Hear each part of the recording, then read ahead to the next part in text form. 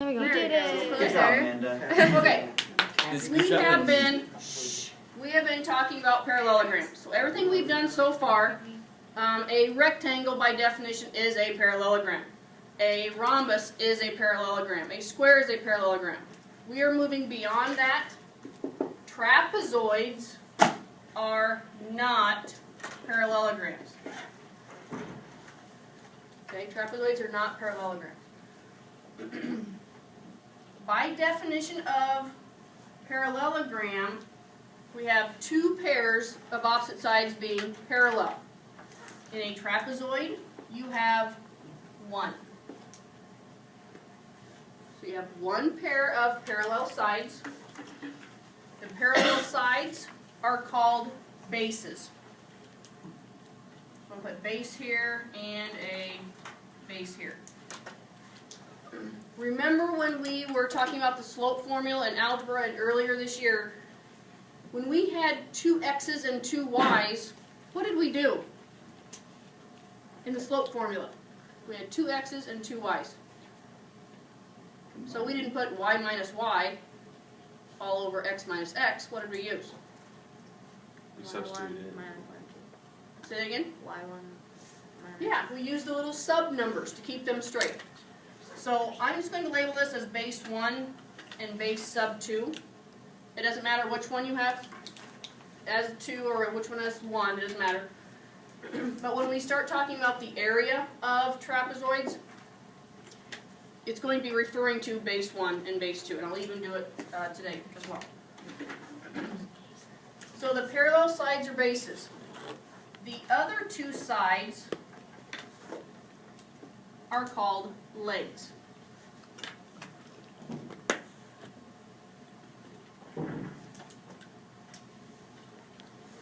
This is just a normal trapezoid. Nothing is special about this.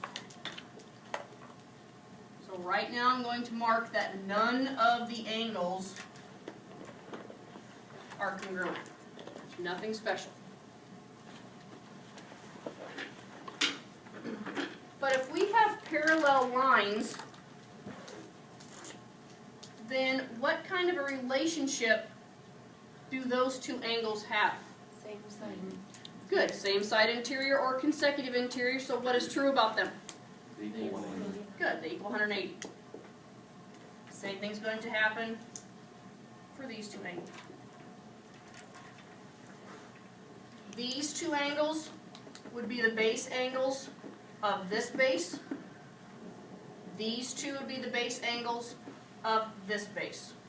Okay, so when we're talking about base angles, we're talking about in a pair. These two are base angles, these two are base angles. Okay? This is just a regular trapezoid.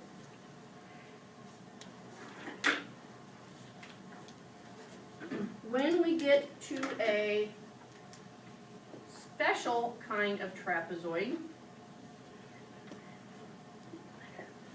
we still have the parallel bases, but something special happens, and that is that the legs are congruent.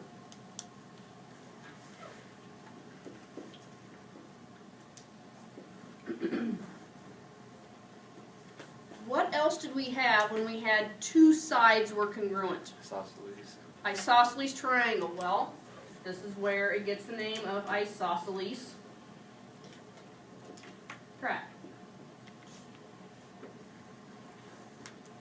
So in an isosceles trap, again, special things start happening. What do you know is true, or what do you think you know is true about the diagonals? They share the same number. Not the same number. They bisect. Okay, so if we have diagonals that bisect each other, what did we get? We have diagonals that bisect each other. So if we prove mathematically that diagonals bisect each other, what do we get? Congruent. Or Or congruent right triangle. If diagonals On that one? bisect each other, I don't know what shape I wrote. Can we get a side view? Didn't we get a parallelogram No. when diagonals bisect each other? So that's also the strap parallel. So an isosceles trapezoid, what you get is that diagonals are congruent.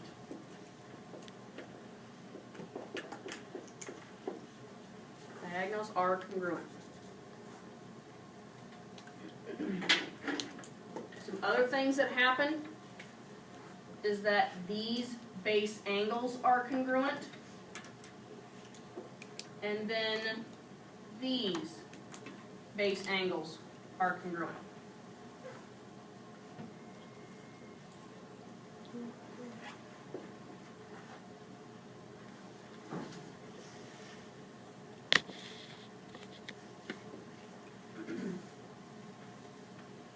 Okay, questions on those two things so far?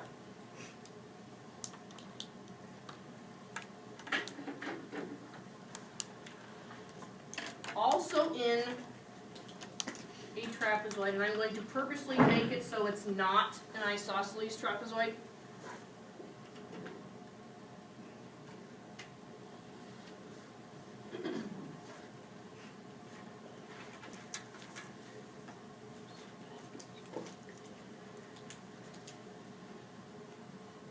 Okay, I'm going to give you a minute or so to draw that.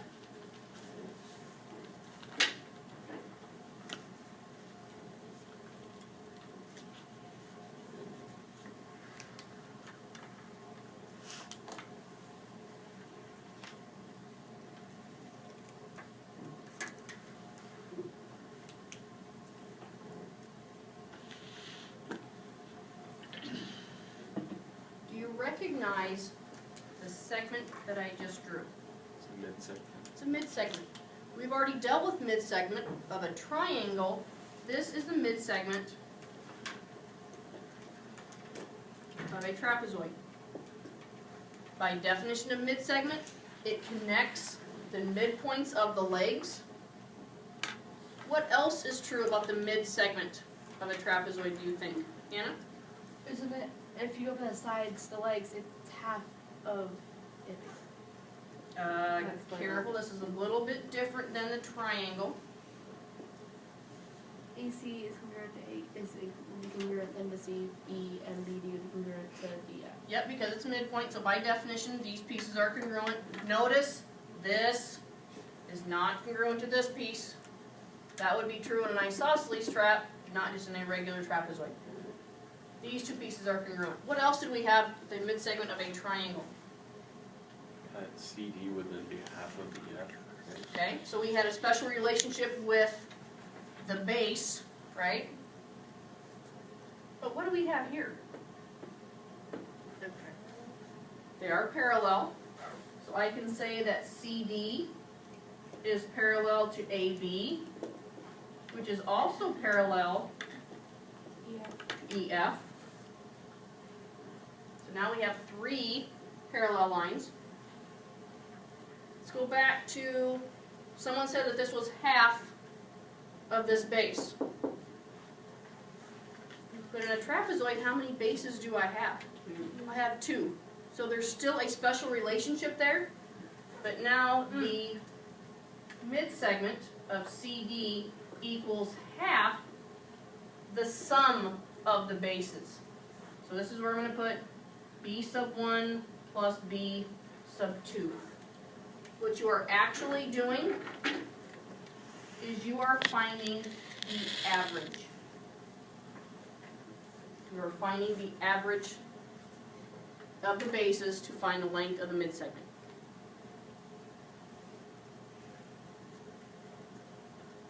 So if AB is 10 and EF is 22, how long is the midsegment? 60. How'd you get 16? We got 10 and 22 and divided by 2. Good. Add these two together. That's the sum of the bases, and then you divide it by 2. So it's going to be the average. So this midsegment would have a length of 16.